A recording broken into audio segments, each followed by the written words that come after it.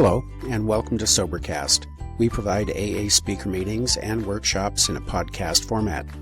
We are an ad-free podcast, and if you enjoy listening, please help us be self-supporting by visiting Sobercast.com, look for the donate link, and drop $1 or $2 into the virtual basket. Also, if you're a member of NA or have friends that are, please tell them about our other podcast, NAPOD. NAPOD features NA speakers and workshops in the same format as Sobercast. We upload a new speaker every day, and it's easy to subscribe by searching for NAPOD, N-A-P-O-D, all one word, on any podcast player app, or go to napod.xyz if you'd like to listen online. Hope you enjoy the podcast and have a great day.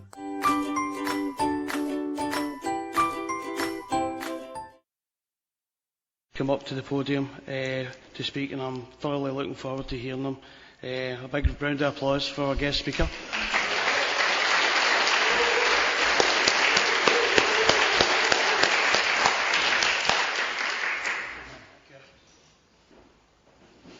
Morning, everybody. My name's Larry, and I'm an alcoholic. And the Pirate's Den is now open. I've had a great morning already, dancing with everybody in the kitchen there, and the atmosphere is great here. Last night after the meeting, we all went over. A couple of us went to Lindsay's house, and we had some fish and chips, and we had to listen to Derek and Eric sing Madonna's song "Like a Virgin," and as we all know, there's nobody near that back there. But I've enjoyed myself, and I'm really glad. I'm really glad to be here this morning at all. I mean, to have over 2 people show up and listen to the traditions is amazing, you know. And so I'm really privileged to be here, you know. Love and service is the key here. That's all that it's about. And I don't serve anything I don't love, and I eventually begin to love the thing that I serve. And when I think about the traditions in Alcoholics Anonymous, the thought of Akron or New York or World Services doesn't even enter my mind. When I think of the traditions, I think about exactly what happened here this morning. What we have here is our own little atmosphere. Right here. This is what we need to take care of, you know. When I think of my sobriety, the thought of drugs or alcohol doesn't even enter my mind. When I think about sobriety today, I think about the way I live. I think about what I'm like when I'm with you and when I'm away from you and how I behave out there. And that everything about my personality has been brought out by the people of Alcoholics Anonymous. And how privileged we are to have a meeting like this. And when people talk of their home group, you know, how proud they are, you know. I didn't used to be like that. Not at all, you know. Alcoholics Anonymous was just some place for me to come and get, you know. And I didn't know nothing about the traditions. And I didn't care about the traditions, you know. And I began to work the steps in Alcoholics Anonymous, and when you are trying to have that, see, we have this thing, a spiritual thirst. And for a long time, it was quenched by whiskey.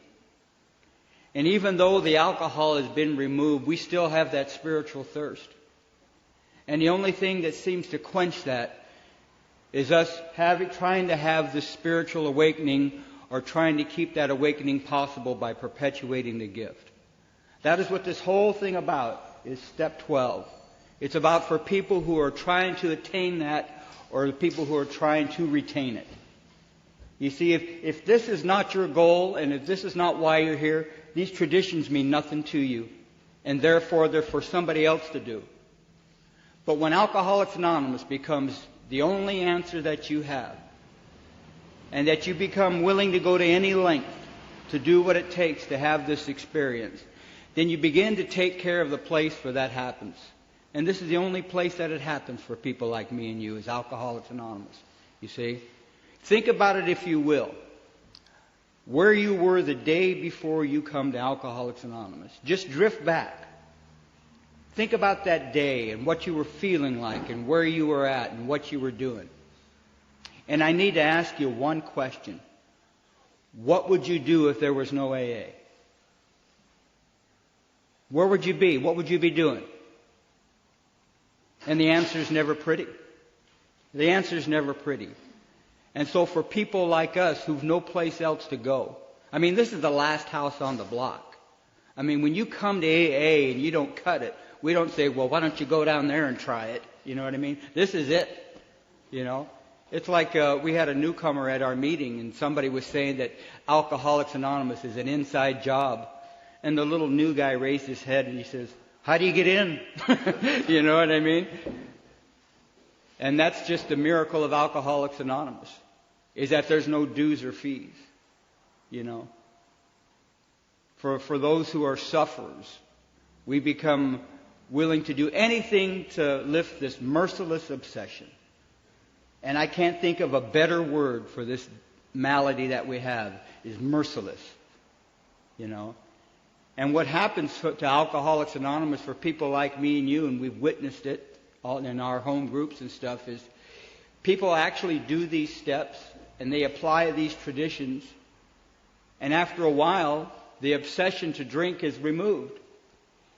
And then after a little period of time, these same very people who had this obsession removed go out and drink.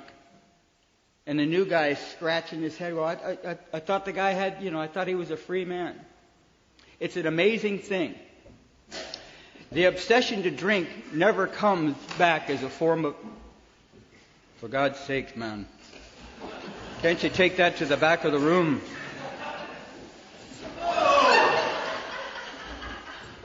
We're going to have a 10-minute break.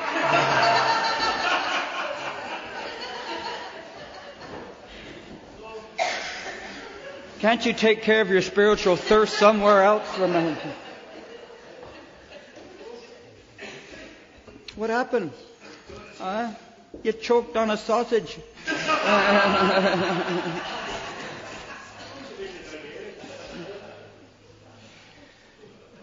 So the obsession is removed, and we wonder how these people drink again, and it's very clear. The obsession to drink never comes back as a form of a drink. The obsession to drink will always come back as a form of, I don't need to do this anymore. People just don't wake up and drink. Oh, for God's sakes, man. No more dancing with you. And so what happens is the obsession to drink never comes back as a form of a drink. It comes back as a form of, I don't need to do this anymore. And people begin to back away from the very thing that gave them life, you see. And I don't want to be that guy. I don't want to be that guy at all. And so it becomes necessary for me to do things in Alcoholics Anonymous to take care of this very thing that's saving my life. You see, it's just like the room is set up today. We've got people in the front, and we've got people in the back. And very few stay in the middle. And that's where I need to be. Not so much as far as the seating plan or anything, but that's where I need to be in AA. I need to be right in the middle of AA. Because I've got the type of head that just talks me out of anything good for me. And tradition one, and that was one of the things that you guys had taught me, that there's a big difference between the traditions and customs. The traditions cannot be changed. But it's custom that in every group that people take cakes. It's customary that some people say their last name and some people don't. It's a custom for people to get chips. It's a custom to whether have a speaker meeting or not, or to wear a... These are all customs. These are things that the individual or the groups vote on. These are mainstays. But yet we find people trying to poke holes in the very thing that's saving their lives. Not for any other difference, but for their own comfort. They have no concern about who's following. They got theirs. They have no concern about perpetuation. They have no care or concern about who shook your hand when you were new. Nothing that enters their mind. They're just in it for their own comfort. and how deadly that can be. Tradition 1 says, our common welfare should come first. Personal recovery depends upon AA unity. The unity of Alcoholics Anonymous is the most cherished quality our society has. Our lives and the lives of all to come depend squarely on it. We stay whole or AA dies. And without unity, the heart of AA would cease to beat. Our world arteries would no longer carry the life-giving grace of God. His gift to us would be spent aimlessly. And back in their caves we would go. Those who look closely soon have the key to this strange paradox. The AA member has to conform to the principles of recovery. A fact. The AA member has to conform to the principles of recovery. His life actually depends on obedience to spiritual principles. If he deviates too far, the penalty is sure and swift. He sickens and dies. At first he goes along because he must, but later he discovers a way of life that he really wants to live. Moreover, he finds he cannot keep this priceless gift unless he gives it away. Neither he or anybody else can survive unless he carries the AA message. The moment this 12-step work forms a group, another discovery is made that most individuals cannot recover unless there is a group. Realization dawns that he is but a small part of a great whole. He learns that the clamor of desires and ambitions within him must be silenced. And whenever these could damage the group, it becomes plain to that group that the group must survive or the individual will not. I need you. I am not the most important person in this room. I need this group to survive. So how does one guy like me, how do you put a part of the unity? What can you do to take part in unity of a group? Well, that's why we have our chores. That's why we have commitments. It's up to us to keep this room together and to set up the chairs. What can I do to contribute to this group? Am I just coming here to dump and to get something? Or is there something that I can actually do to keep this thing that I want so much from? You see, when I think of my home group, I think of my very own home that I live in. I think of me and my little wife Rosie and our dog Heidi. And what would I do to protect that home? Would I let somebody come in and just run roughshod over anybody? Or would I want to conform to the principles of the house? If that guy came into our house, would we make him start doing chores, you know what I mean? Or we make him feel like a guest and stuff like that? See, this is where I live. My home group and Alcoholics Anonymous is where I live, and I don't expect anybody to take care of it for me. I want to do something that I can to contribute. Now that goes totally against my nature, because I've been a something-for-nothing guy my entire life. I used to think that traditions and stuff was just for somebody else to do. I didn't know that they applied to me. And I didn't know that I could personalize them. I didn't know that there was things that I could actually do. I didn't know that these traditions would start bringing about parts of my personality that would benefit me later on in life. That it would teach me how to go along and take a part in what can I do for the unity at work. And what can I do to conform to the unity in my home and in the neighborhood? See, I didn't know that was going to happen to me, you know. But for the sounding of the first tradition and stuff like that, it's up to me to do what I can to keep the unity of my group. What can I do to contribute, you know? And you guys have taught me that, you know, that the very life that I love so much depends on my participation and what I can do for Alcoholics Anonymous, so that new guy, when he comes in, has got the same chance that I did. The very same chance. Now, what am I like when that new guy comes in?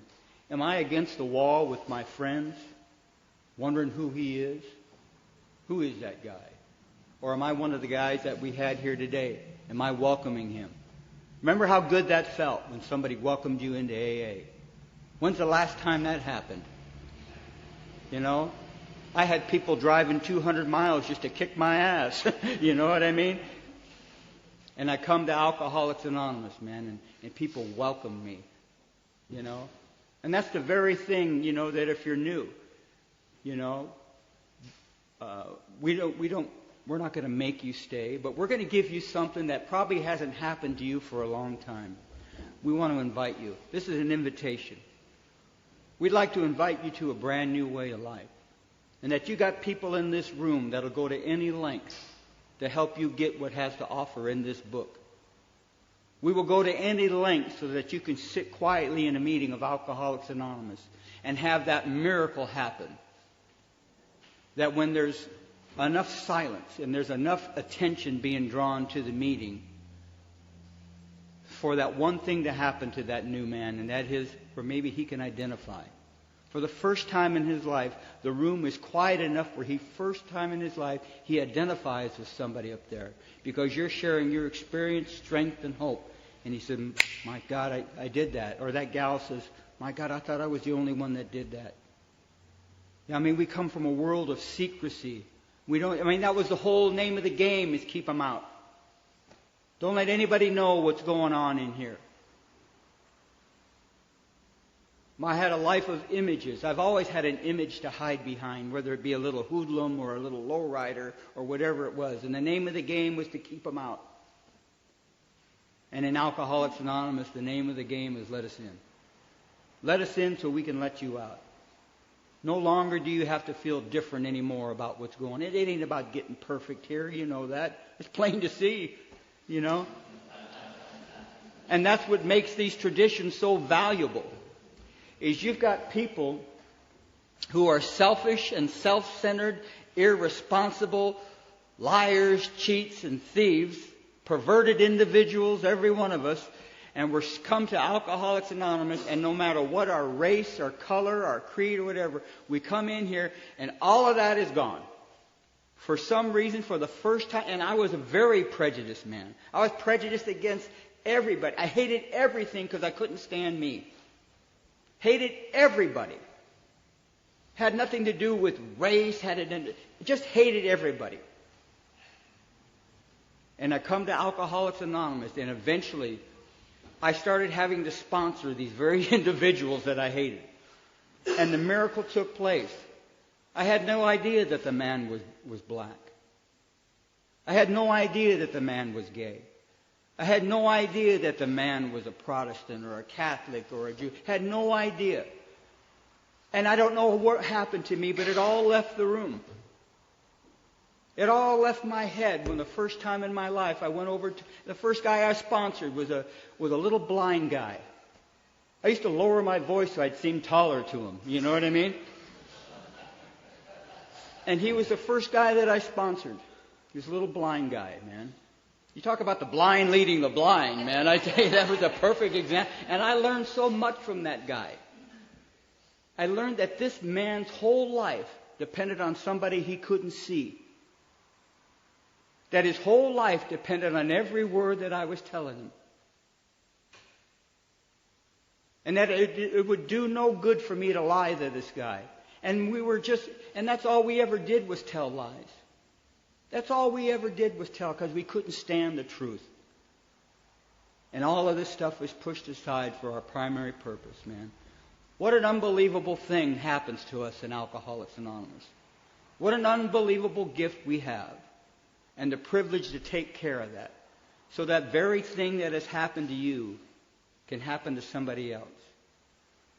See, when Alcoholics Anonymous first started and they got these new guys, where would they take them? They would take them to the Oxford group. Or they would take them to the place and they would start hunting down drunks. They would take them to Towns Hospital. And the thought to some of you folks is, well, how come they didn't take them to meetings? Because there wasn't any. They didn't have any groups. They were all meeting in houses. They were all meeting at Dr. Bob's house or Henry's house or Ernie's house. And they'd all gather up in these houses, at 10 or 12 of them. And that's where the word home group got its name. That's where the home group got its name. They were meeting in there and they took care of that house. And this is our house. whether it be the Pirate's Den or the Glasgow Speak. This is our house, and it's up to us to take care of that. Now, what about these new guys that come into Alcoholics Anonymous who are disrupting the meeting, and they're drunk, and you can't kick me out of AA, they shout. Well, nobody can kick you out of AA.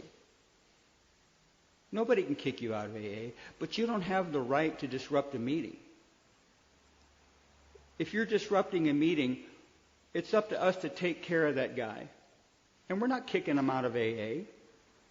What we're doing is taking him outside and maybe calming him down or something like that, because no individual has the right to ruin our meeting. He's not the only one there. But he doesn't have the right to disrupt the meeting either. And so we just, couple of the guys, we just take them outside and calm them down and do what we have to do to preserve the unity of the group. Everybody can take part in joining in with the unity of the group. It's not just up to 2 or 3 individuals. You see, when I come to Alcoholics Anonymous for a long, long time, these were your meetings. And it's up to you to take care of them. And it's up to you to put money in the basket. And it's up to you to set out the literature. And then something happened to me at about 4 and 5 years sober. Became my meetings. This was my group. And my pride swelled up. And I started running the thing myself. It was my coffee pot. And it was my mop. You know what I mean? You couldn't get the mop out of my hand, man. Give me the damn mop. You know what I mean? And then what eventually happens is it becomes our group. It becomes our meeting. It becomes our primary purpose. It becomes our Father. That word was never introduced to my life before. I didn't know nothing about sharing. I was selfish and I was self-centered. And so this first tradition was starting to open my eyes. And in the second tradition, for our group purpose, there's but one ultimate authority, a loving God as he may express himself in our group conscience. Our leaders are but trusted servants. They do not govern.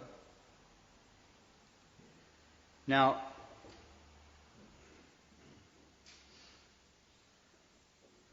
this takes me right out of the picture. This takes anybody who wants to think that they're a big shot in AA right out of the picture. You know? Because it ain't up to anybody to run this group. Now we do what everybody votes on. No, and you may not like the result. And most of us don't. Or we may not like the person that we voted in. Most of us don't. You know what I mean? But the group decides. And we're all part of that group. And if you don't vote, then you don't have any, there should be any beef about it if you don't take part in these things. But the group decides how this is going to run. It's up to us to vote on certain things and how we want certain things done. It's not just one person's deal, you see. And for me, the most important pitch in this tradition is not so much to talk about an ultimate authority, a loving God as he may express it, but the word our trusted servants. We're all trusted servants. All of us. All of us are trusted servants of Alcoholics Anonymous. Not just people with over 15 years, not just people who have started the meeting, but we're all trusted servants.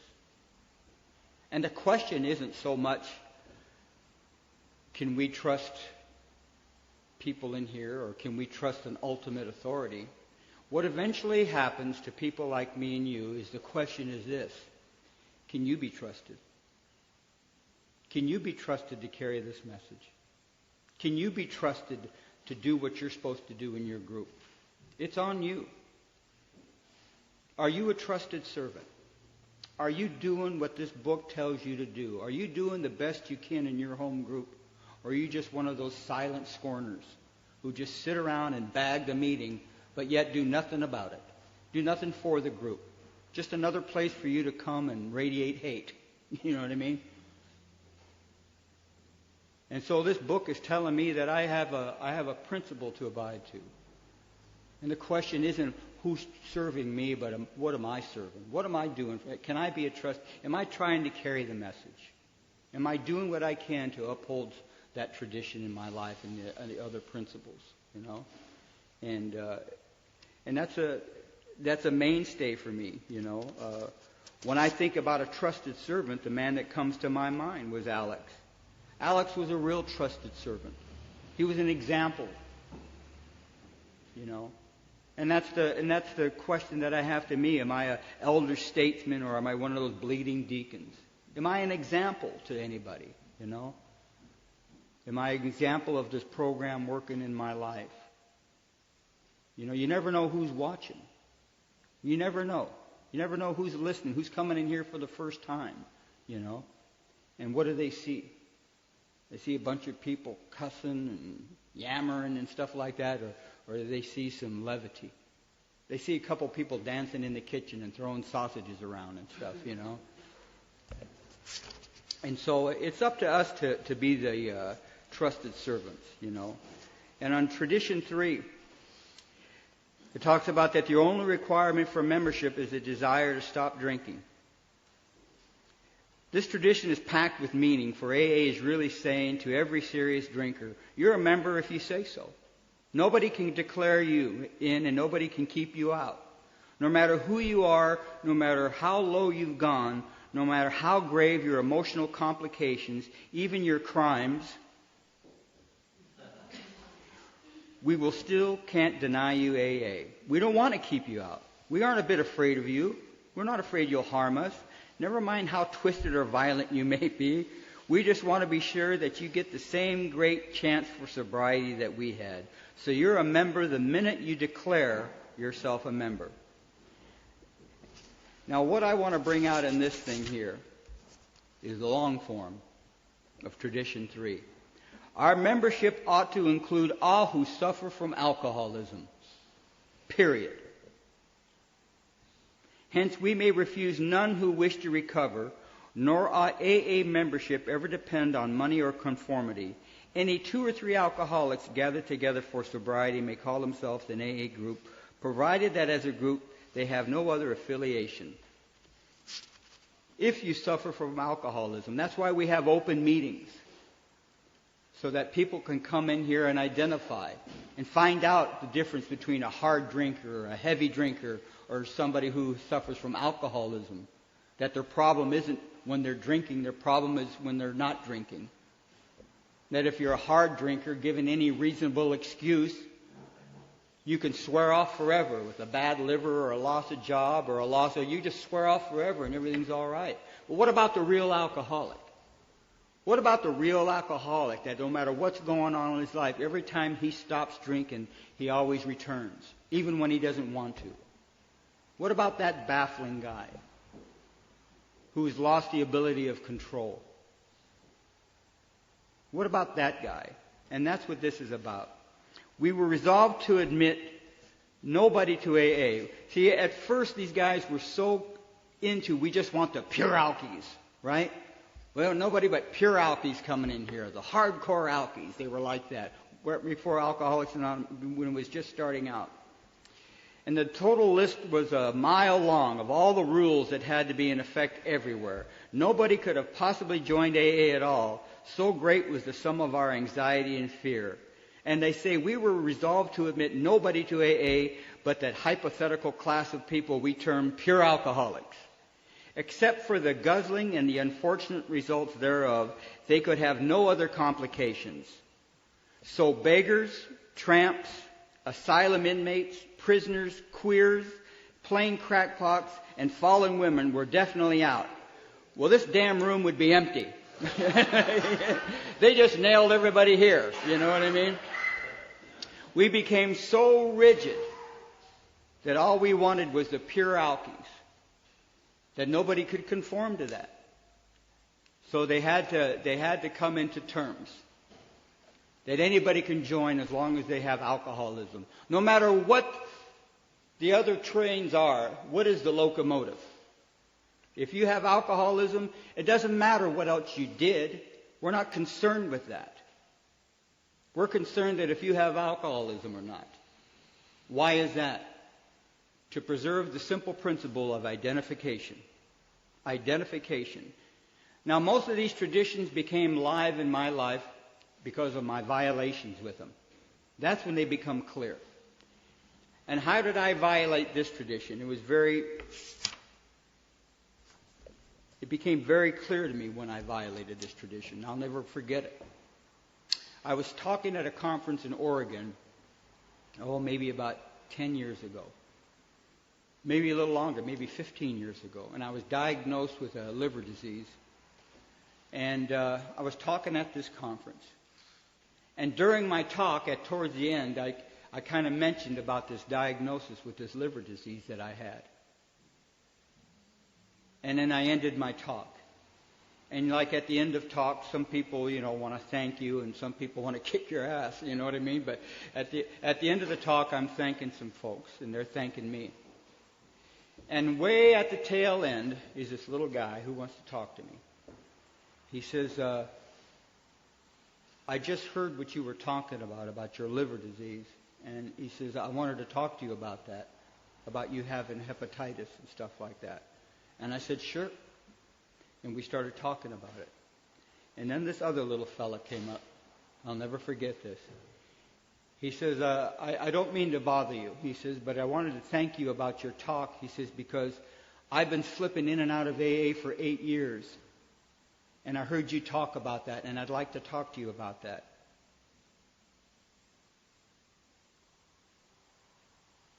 I told the man who identified with me slipping in AA to wait.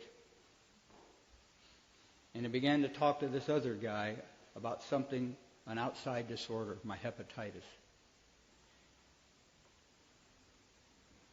The alky was avoided. Now, that may not seem like a big deal to you. But what is my primary purpose here? To talk about hepatitis or to help the alcoholic who still suffers? Now, that may not be a violation to anybody else. But you know when you do wrong. There's a siren that goes off.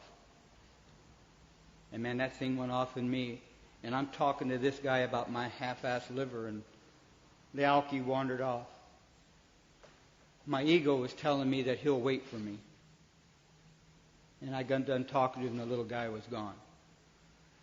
Wonder if that would have happened to me. Wonder if that would have happened to me when I knew somebody did that. And I realized that I've got to stick to my course here. That there's nothing wrong with mentioning that in your talk or something like that. But for me to avoid the drunk, to allude to some other thing that maybe he could have waited. And it's a mistake that I never want to make again. And I haven't. But that's what brought this home to me. Now, this next tradition where we talk about, and I probably won't, fortunately, not go through all of them. You guys will luck out this morning. Tradition 4, it says, each group should be autonomous, excepting in matters affecting other groups or AA as a whole. It says, over the years, every conceivable deviation from our 12 steps and 12 traditions have been tried. That was sure to be, since we are largely a band of ego-driven individuals, children of chaos. We definitely played with every brand of fire only to emerge unharmed and we think wiser. These very deviations created a vast process of trial and error under the grace of God has brought us to where we stand today. Now, each AA group has to stick to its course or it'll hopelessly be lost. Sobriety has to be its sole objective. In all other respects, there was perfect freedom from will and actions. Every group has the right to be wrong. Every AA group ought not to do anything which would greatly injure AA as a whole, nor ought it affiliate itself with anything or anybody else that has. Nobody can tell this group how to run itself. That's the neat thing about autonomy. This is your group. You guys can vote on how you want to run it. You guys can even violate traditions if you want. Nobody can tell this group how to run it. Nor do you have the right to tell any other groups how to run it. This is up to you. Every individual, group is self-governing, so to speak. It's up to the individuals here to vote on how this group is run and stuff like that. And it's a very, very unique thing, this autonomy, And yet we have so many groups now who are functioning well. and we sit around and badmouth the other ones because they're not doing it right. You know what I mean? But and that's nobody can tell this group how much money to collect or the hours of it. It's your group. It's your home group, and that's what kind of makes this a neat little tradition for me, is that nobody has the right to tell us what to do at our home group. It's up to our home group, And in Tradition 5, it says each group has but one primary purpose: to carry its message to the alcoholic who still suffers. The very life of our fellowship requires the preservation of this principle. Just as firmly bound by obligation are the members of Alcoholics Anonymous, who have demonstrated that they can help problem drinkers as others seldom can. The unique ability of each AA to identify with himself and bring recovery to the newcomer has no way depends upon his learning eloquence. The only thing that matters is that he's an alcoholic who has found the key to our sobriety. The legacies of suffer and recover are easily passed among alcoholics who stay sober. This is our gift from God. There is no other reason for this singleness of purpose. It is the great paradox of AA that we know we can seldom keep this precious gift of sobriety unless we give it away. That's our primary purpose. That's my reason for living. My primary purpose isn't to have a job or to have a wife or to have a dog. My primary purpose is to carry this message. And to some of us, before we come to Alcoholics Anonymous, we were just wandering around out there like a leaf in the wind, not wondering, had no cause for living. Everything was selfish and self-centered. Had no reason. And for the first time in life, we have a cause. We have a reason for our existence. And it isn't about getting anything. It's about carrying this message that's saving our life and to tell other folks about it. That's our primary purpose, man. What is the big picture at the end of every day when your boss yells at you, or you're not getting along with your spouse, or something's wrong with your car, or there's a tragedy in your life? What is the big picture? It's easy to get caught up in all these things and woe is me. But what is the big picture? The saving grace of all that is that my primary purpose is to stay sober.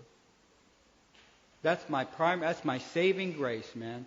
I can get wrapped up in all these things and think, my God, the world is coming to an end. And wait a minute, man. Wait a minute. What's the primary purpose? Is this the end of the world here? Is this what it's all about? And I can get real caught up in that. And so it's so good for me to have a net. What I had to do is I had to start lowering the bar. I expected perfection, and I had so many expectations. I had all these unreasonable demands on life.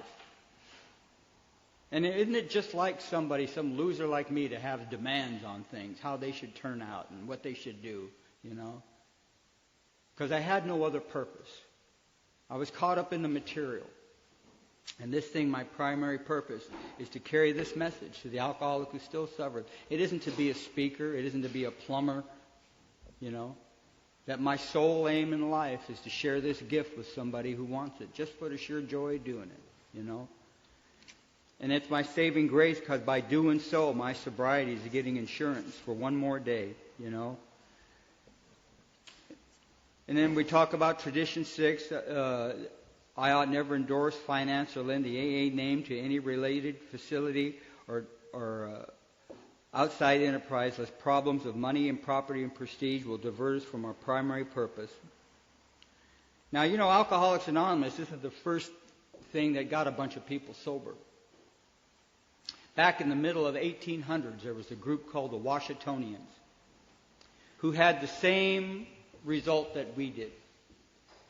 Within a matter of years, the Washingtonians had over 100,000 people that weren't drinking.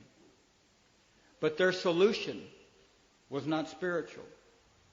Their solution had to do with willpower, fellowship, and raising money. That's what their solution was. Their solution was to get as many people as they can doing the same thing And they had no principles. They had no steps that they were going through. They were just banding together and not drinking no matter what, and having these little meetings and stuff like that, and raising money for their membership. And what had happened is that they were destroyed within 7 years.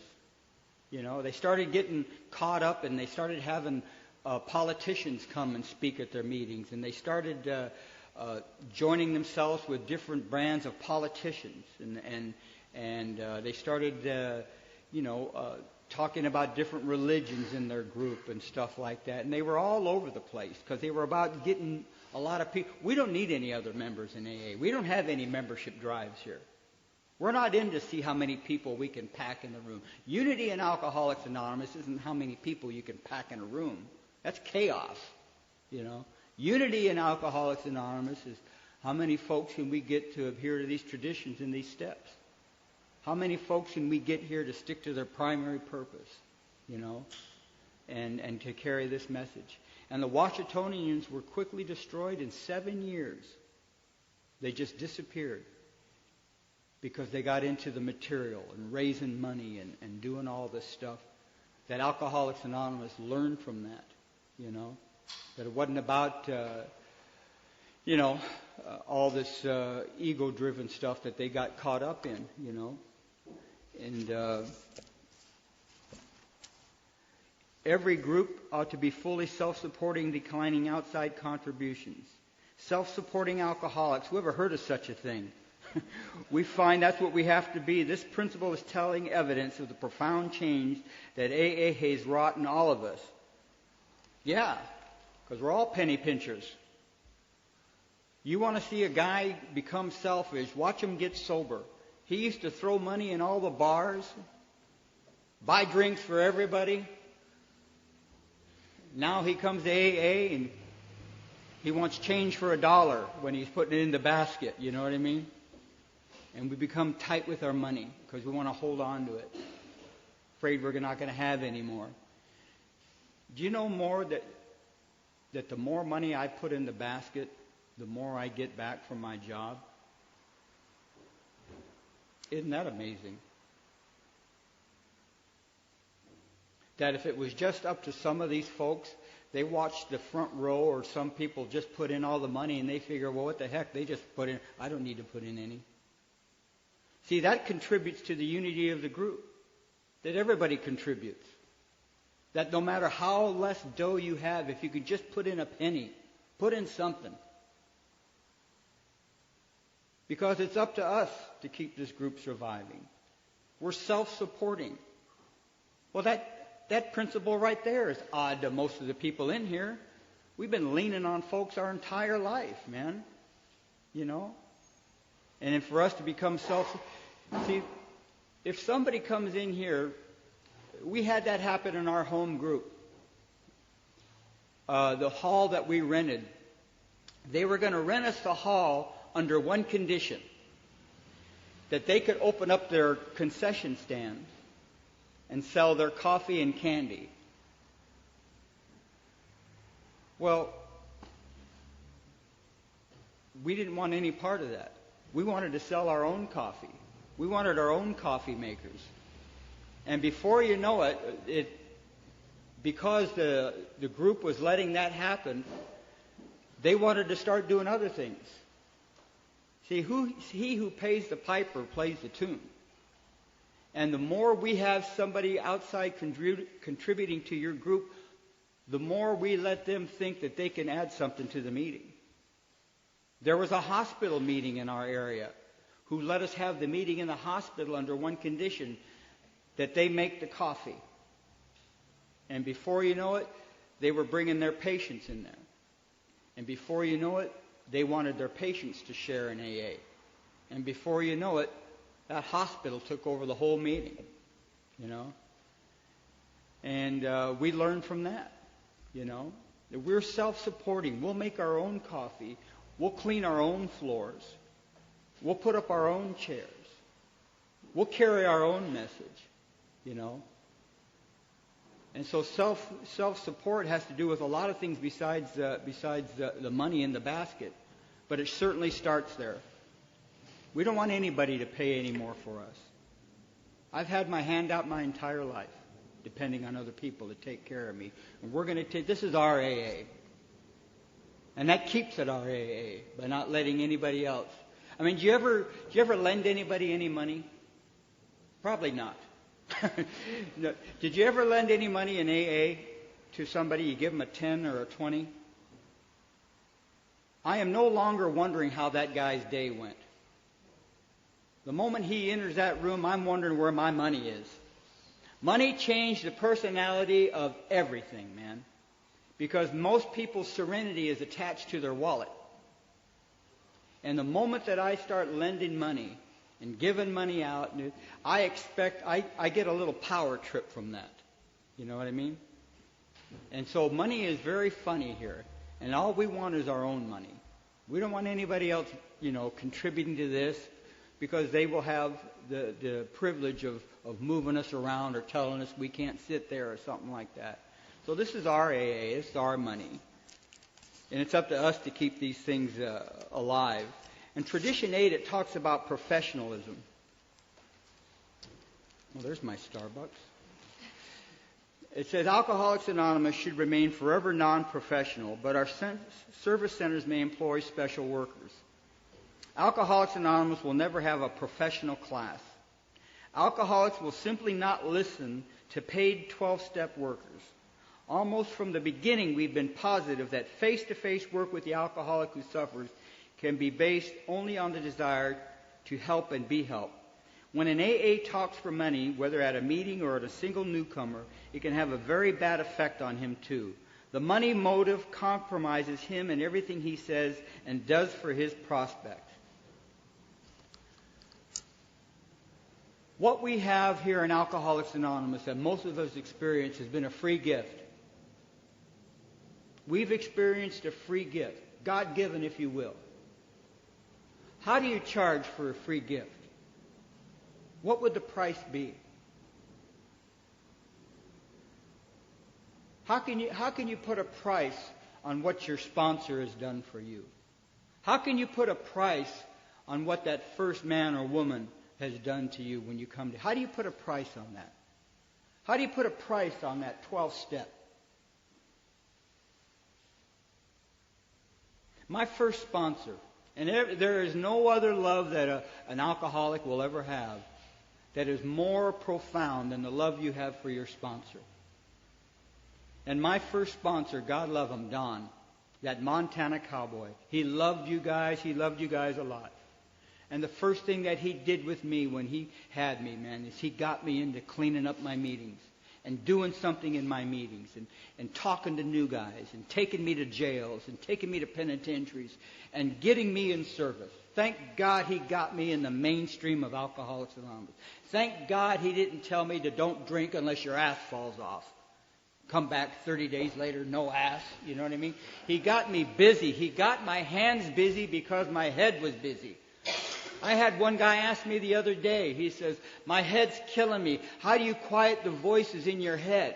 I said, easy. Put 3 live ones in your car, for God's sakes, man. That'll quiet it down, And Don got me busy. And Don identified with being new and being busy and stuff like that. But he knew the importance of what it meant to do something for the meetings that were saving my life instead of just sitting there wondering when I'm going to get my.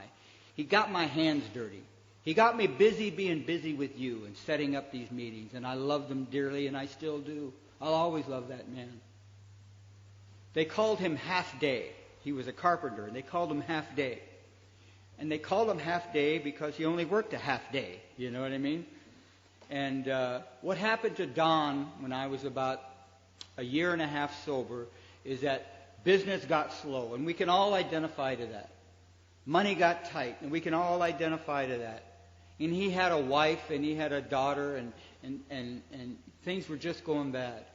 And his carpentry business was going south, and he didn't know what to do. And so what Don did is he went to night school, and he started taking up chemical dependency and alcoholism counseling. And Don was going to school to become a counselor.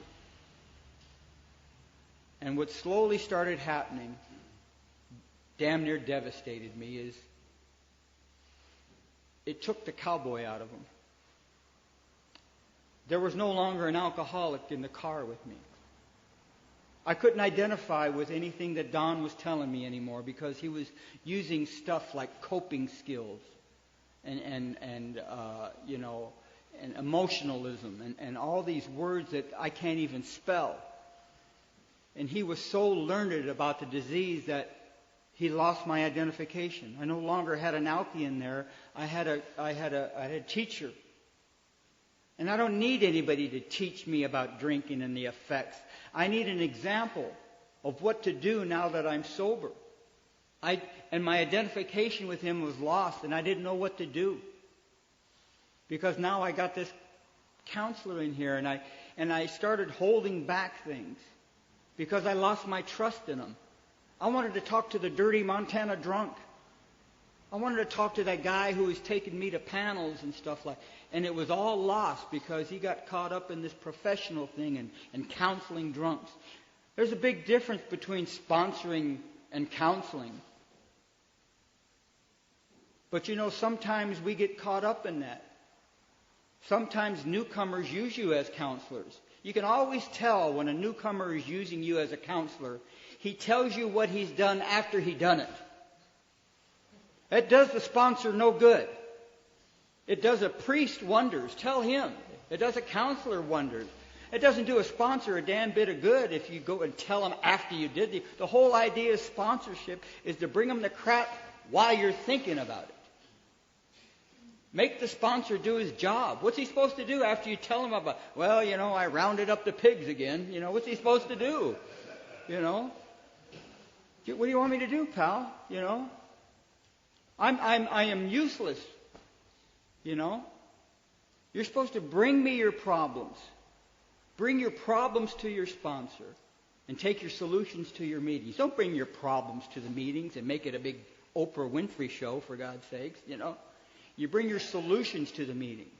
Take your problems to your sponsor, before you act out on them, That's the secret. And I lost my identification with that man. And at a year and a half sober, I had to start looking for another sponsor. And boy, that tore me up. Because I felt like I was cheating on Don. He gave me my life. He taught me about you guys. And I didn't want to find another. And the idea came that, you're not replacing him. Nobody can replace your first sponsor. You're just getting another one who's in tune with Alcoholics Anonymous. Doesn't make Don a bad man. But you see, my life's on the line here. This isn't about doing what's comfortable or what's pleasing. My life's on the line here. I need direction. I'm a self-will run riot alcoholic. Left to his own devices, man. You never know what's going to happen. And I need somebody who's steeped in this thing and who's doing what I need to be doing. And that got me to get another sponsor. Now, the amazing thing about me and Don is we gave each other cakes every year until the day that he died about 4 years ago. And one of the last things I got to share with him was that how hard it was for me to leave him. And he says, Larry, I understand that. He says, I understood that. He says, I knew when you went to that Bellflower group that you found something. He says, you had a light in your eyes that I'd never seen. He says, I knew you found something there. And he says, I don't regret anything that's ever happened. No regrets. Isn't that amazing? He knew exactly what was going on. And it was the hardest decision that I ever made, and it was one that saved my life. Now, in Tradition 9, it talks about AA ought never be organized. Well, we don't got to worry about that here today. But we may create service boards or committees directly responsible for service. Alcoholics Anonymous is not organized. And what they're talking about isn't organization, of anything else. You can't tell me that putting on this little weekend thing that there wasn't a little bit of organization going on.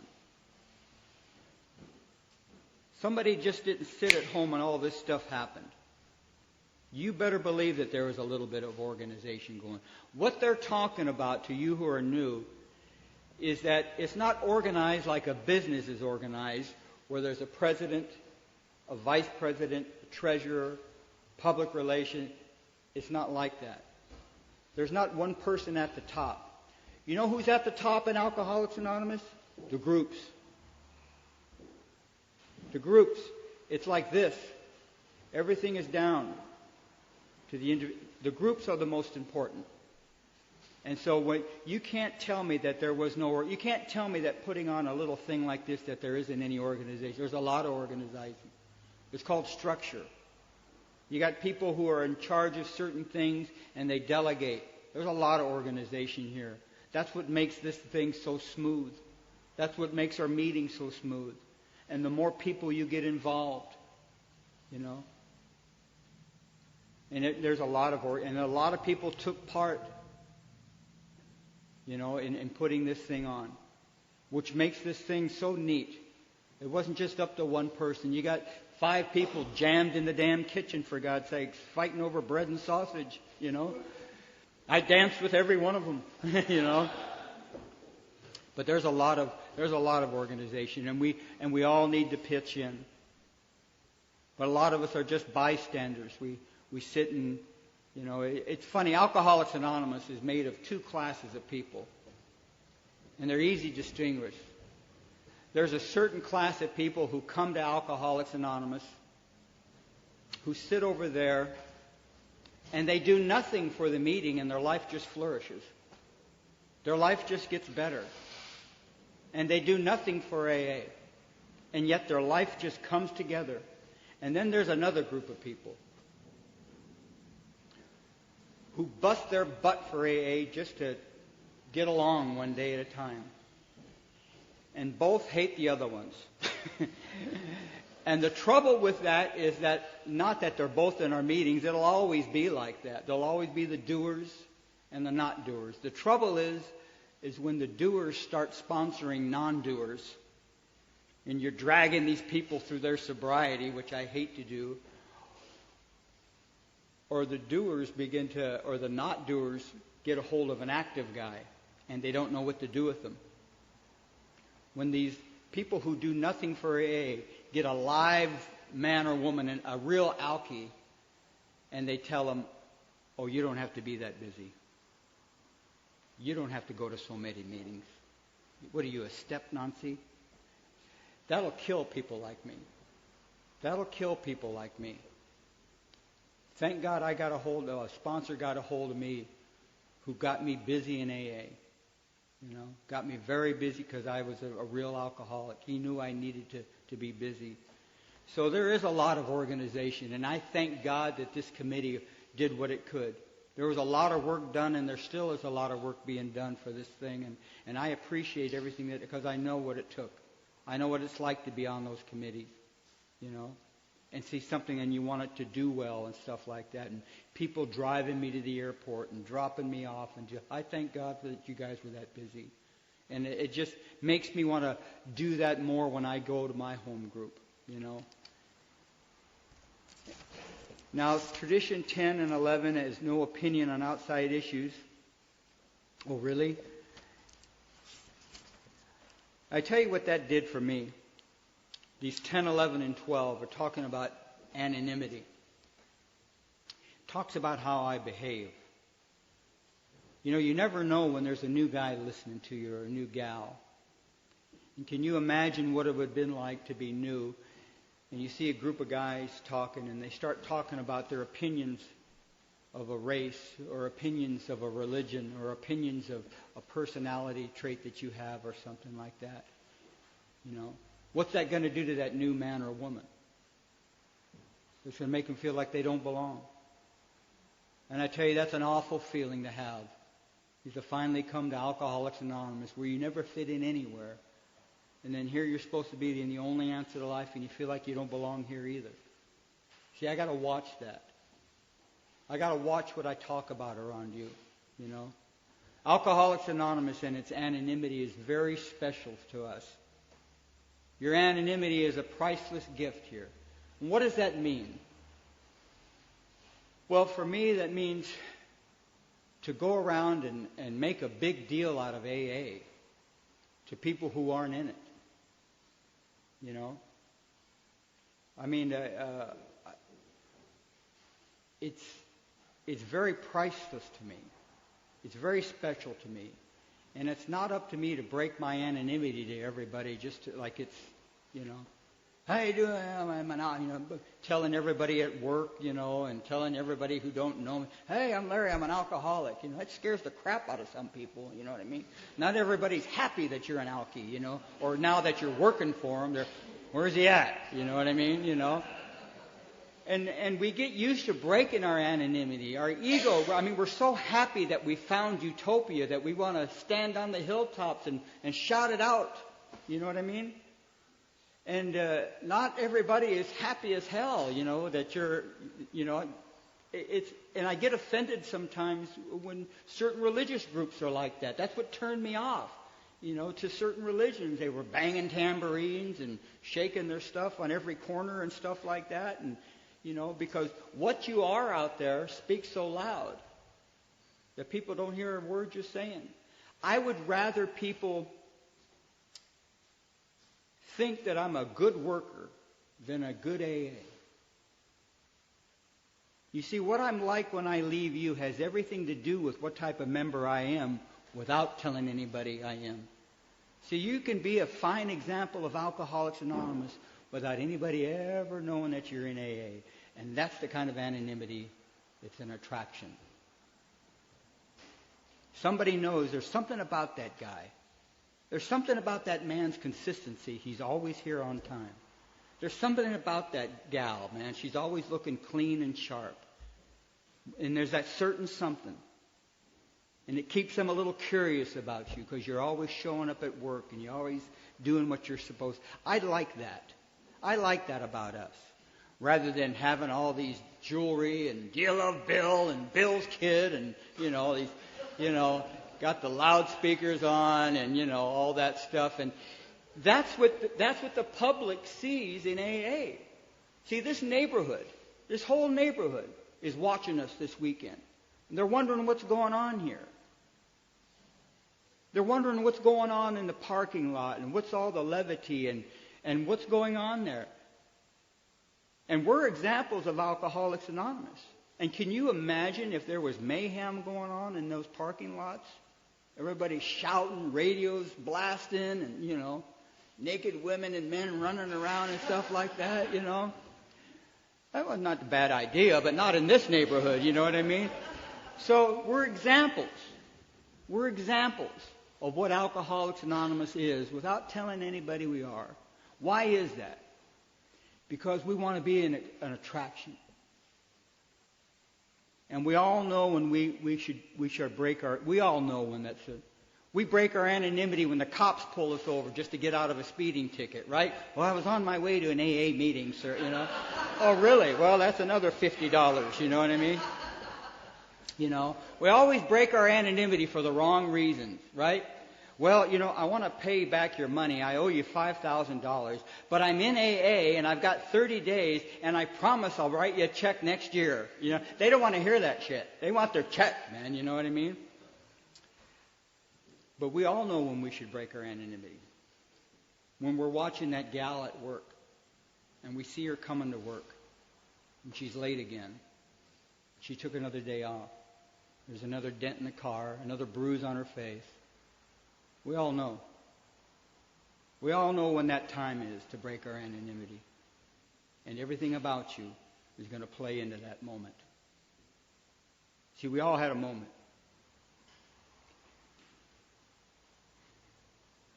This fellowship that we say and live so well in was started on a moment. A little moment. In the early part of May in 1935, a stockbroker and a butt doctor got together. And Dr. Bob says, I don't want to talk to that stockbroker. I don't want to talk to any more people about my drinking. And we all know what that's like. I don't want to hear any more sermons about my drinking. I don't want anybody to intervene. I don't want the family. I don't want to hear no more about my drinking. That's my business. And Dr. Bob says, but because he's a friend of yours, his wife Ann's, he says, I'll listen to this man for 15 minutes. And Dr. Bob and Bill Smith went to the Cyberling guest house for a 15-minute talk and came out 5 hours later. And they had a moment. They had a moment, which is why we're here today. They had a moment of identification. Dr. Bob came out of that house and he says, my God, Ann, that man understands my drinking. Now, how many people understood your drinking? They don't understand why we drink, and we don't understand why they don't drink. Because they think it's a problem. Can't you see what you're doing to your life? And they don't understand that it's our answer. That it's our answer to anything. They don't get that. And they came out and Dr. Bob had a moment and Bill had a moment. And that's why we're gathered up here in our home groups every week. That's why we go to our book studies, and that's why we go to our speaker meetings, and that's why we go to our prisons, and that's why we go to our hospitals. Not so that we can feel wonderful because we've got it and they don't. What a sad thing to do. Well, I went and talked at the penitentiary, and boy, did I ever leave feeling grateful. How selfish is that? I don't go to the penitentiary to come out feeling grateful. I go to the penitentiary to bring those guys some gratitude and let them know that there's hope outside these gates. That even though you're locked up for 5 to 10 to 15, that there's hope there. That you don't have to live like that and you can start while you're locked up. What an amazing thing we have here. And so we're all gathered here this weekend, and we gather every week so that some lady or some young man will have that moment where for the first time in their life, they might feel safe. They might feel safe for the first... When's the last time you felt safe? I didn't feel safe until I started loving and serving you. And I hoped every day I could see you again. Because I didn't want to be left out there alone. And you guys promised me that I would never have to be alone again. That you stay with us, Larry, and great things will... Now, you don't think your seat's important? You don't think your meeting's important? Let me tell you how important this is. Not too long ago, maybe about 5 years ago, maybe a little more, 6, a man from California called me up who was in charge of the central office of Alcoholics Anonymous in Santa Barbara. He says, Larry, there's a man who has 15 years sober in the Georgia State Penitentiary, which is another state, and he's coming to California to be transferred to another penitentiary, but he's in AA. And he's locked up and he's doing AA. And he's coming to California and he doesn't know anybody. And he was wondering if he could write you. I said, yeah, I'd love to start. And so me and a guy named Samuel, a man who was going to be locked up for 20 to life, who had 15 years of sobriety, we started writing each other. And every month we would write each other. And I would tell him about you. I would tell him about my home group. I would tell him about where I sat in the third row in the third seat. And I would tell him about the friends that I met in Scotland. And I would tell him about things that were going on with my wife and my sponsor and my home group. And little by little we began to write. And he started writing to me about the steps, and I'd write him about the first step, and he would write me about the first step. And we found ourselves going through the steps of Alcoholics Anonymous. We went through all the steps. And he was a black guy. And I learned that by the fourth step. And so now I had a picture of this guy. And I had a voice. You guys know who Morgan Freeman is? Every time he would write me, I would picture Morgan Freeman's voice. You know what I mean? And so I had this picture. And several months went by, and we were on the 12th step. And Samuel wrote me. He says, Larry, he says,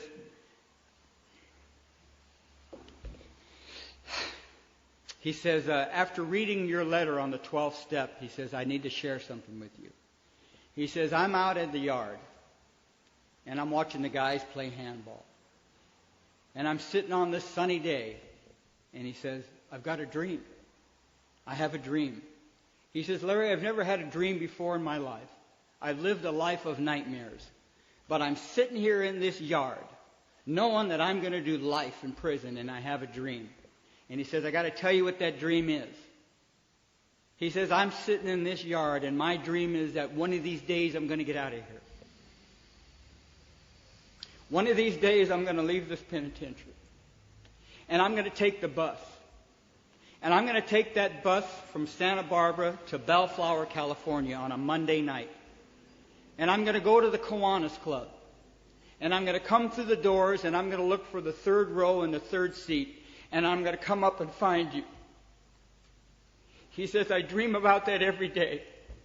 Every day I lay in my bunk thinking about that dream. And he says, it makes my stay here so much easier, knowing that I'm going to see you. And I didn't know what to do with that. And after that letter, every Monday, man, towards the middle of the meeting, I'd look at the front door and see if there was anybody in the arches there. Every Monday I would look for that guy. And several months went by, and it was a Christmas. It was in December. And I'm sitting in my meeting of Alcoholics Anonymous. And it's 10 minutes before the meeting starts. And I see this black man coming over. And I don't think much of it. And this black man comes over, and he stands over there by the third row and the third seat. And he says, are you Larry Thomas? I said, yes, sir, I am. And he grabbed me. And he picked me up. Scared the shit out of me, man, you know what I mean? And he put me down. He says, my name is Samuel. And I said, thank God that is, man, you know. He says, I came all the way over here to see if you were in the third row and the third seat. Samuel had made it.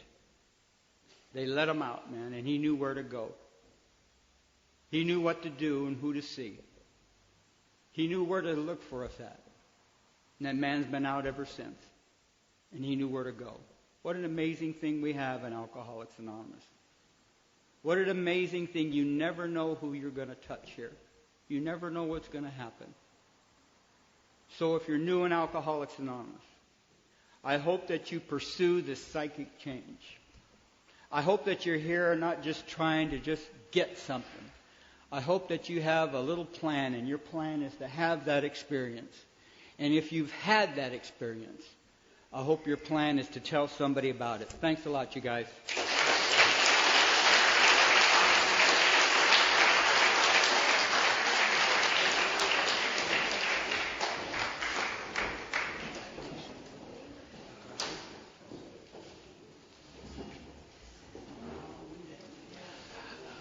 I'd just like to thank Larry for sharing with us this morning. It was absolutely fantastic.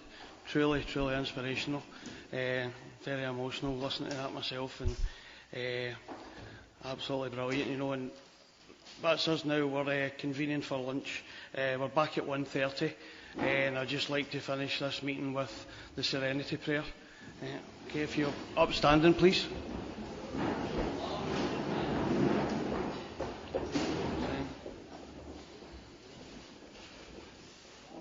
God, grant us the serenity to accept the things I cannot change, courage to change the things I can, and the wisdom to know the difference. Amen.